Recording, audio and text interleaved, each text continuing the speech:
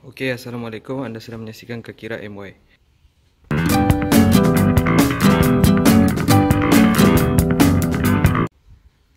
Hari ni aku nak tukar minyak hitam. Okey, minyak hitam yang aku nak pakai hari ni adalah ni dia. Petronas Sprinta F700 15W50 semi sintetik. Ramai orang kata minyak ni bagus, so aku pun tertarik. Jadi hari ni aku nak tukar lah minyak hitam ni, try. Sebelum ni aku pakai Max Oil semi sintetik 15W50. So far Max Oil memang betul-betul baik lah. Jadi aku nak cuba Petronas ni. Mana tahu kalau okey, korang boleh lah cuba pula. Minyak ni senang je nak jumpa. Kalau kat Petronas ada, kat tempat-tempat lain pun ada. Harga berbeza, cuma korang kena pandai carilah kalau nak dapat harga yang lebih baik. Aku tak mau mention harga dekat sini. Jadi harga ni dia subjektif. Jadi pandai-pandai lah korang nak pilih nanti. So aku nak try minyak hitam. Jom kita tukar minyak hitam.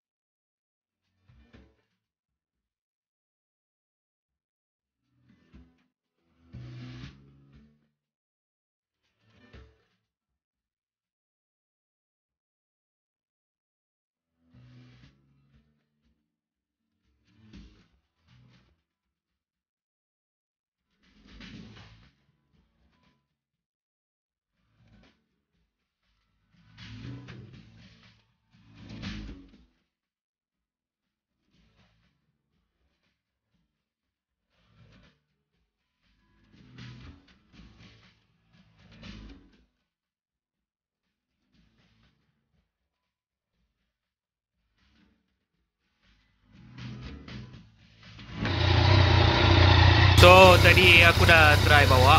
Memang lembut dia punya clutch. Enjin pun senyap. Aku recommend lah minyak ni dekat korang. Petronas Sprinta F700 15W50. So minyak ni memenuhi lah kriteria kita. Nombor 1, enjin senyap. Nombor 2, nak tukar gear lembut. Nombor 3, boleh tahan mileage.